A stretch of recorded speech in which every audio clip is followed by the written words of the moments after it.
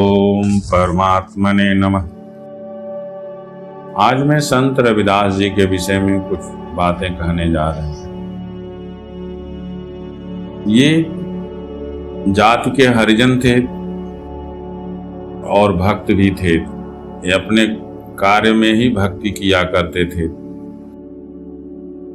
इनकी मां का देहांत बचपन में ही हो गया था। इनके पिता और एक बड़े भाई थे।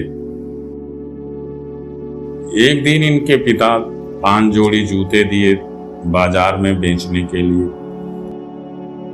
लेकिन जब लौटे तो उन्होंने कम पैसे दिए और बताए कि कोई गरीब लकड़हारे के पांव में कील घुसा हुआ था, शेष पैसे मैंने उसको दे दिए। इस पर घर में उनको बहुत डांट पड़ी और यहां तक कि उनकी पिटाई भी हुई। 16 साल की उम्र में उनकी शादी हो गई, लेकिन फिर भी उनका करुणा, दया और प्रेम का स्वभाव नहीं छूटा। इस तरह से उनके पिताजी और उनके बड़े भाई ने उनको पत्नी सहित अलग कर दिया। एक छोटे से स्थान पर उन्होंने अपना एक कुटिया बनाई और वहीं जूता बनाने लगे, लेकिन स्वभाव उनका वही करुणामय था। तो वे गरीबों को सस्ते दाम में जूता बेचा करते थे और पैसे वालों को उचित दाम लगा करके बेचते थे। इस प्रकार बहुत समय बीतने के बाद भगवान उनके भक्ति से प्रसन्न होकर के एक ब्राह्मण का भेष बनाकर आए और उन्होंने उनसे कहा कि ये पत्थर है, इसको पारस पत्थर कहते हैं, इसे अपने पास रख लीजिए और इसे रोज कुछ लोहे से इसको स्पर्श करा देंगे तो वो सोने में बदल जाएगा। रविदास बोले, अभी तो मैं काम कर रहा हूं, मेरा हाथ अशुद्ध है, आप इस पत्थर को किसी कपड़े में रख करके कहीं खोस दीजिए। ब्राह्मण देवता ने यही किया और बोले कि इसका जो है सदुपयोग करना, घर बनवाने में और लोगों को दान करने में, गरीबों के उत्थान में काम करना।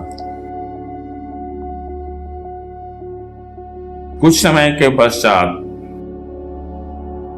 10-12 साल के बाद जब रविदास के यहाँ पुनः भगवान ब्राह्मण के भेष में लौटे तो देखे उनका हाल वही है। वो झोपड़ी में ही है, उनकी पत्नी जो है कपड़े सिल रही हैं और जूते बना रहे हैं। भगवान ने कहा, रविदास क्या वो पत्थर काम नहीं किया गया? रविदास ने कहा, आप जहां रखे होंगे वहां देख लीजिए।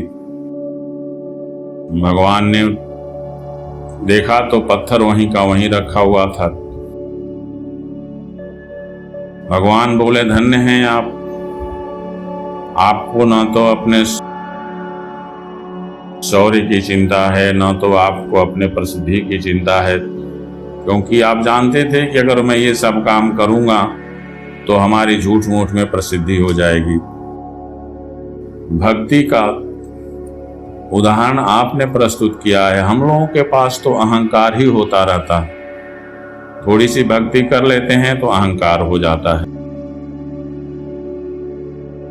रविदास से उन्होंने कहा कि आप हमको अपना चरण स्पर्श करने दीजिए। रविदास ने कहा, मैं तो चमार हूं।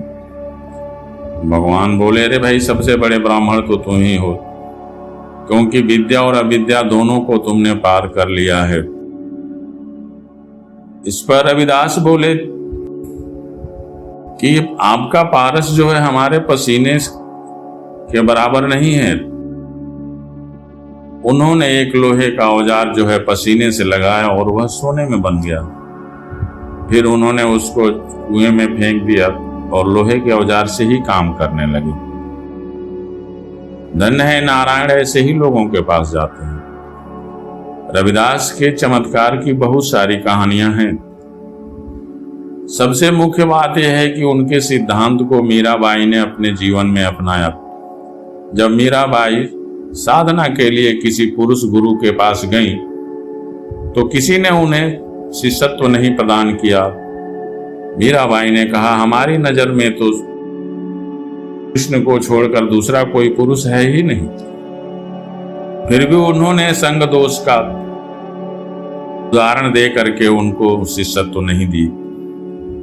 अंत में वह रविदास के पास गई और रविदास ने उन्हें अपना शिष्य बनाया।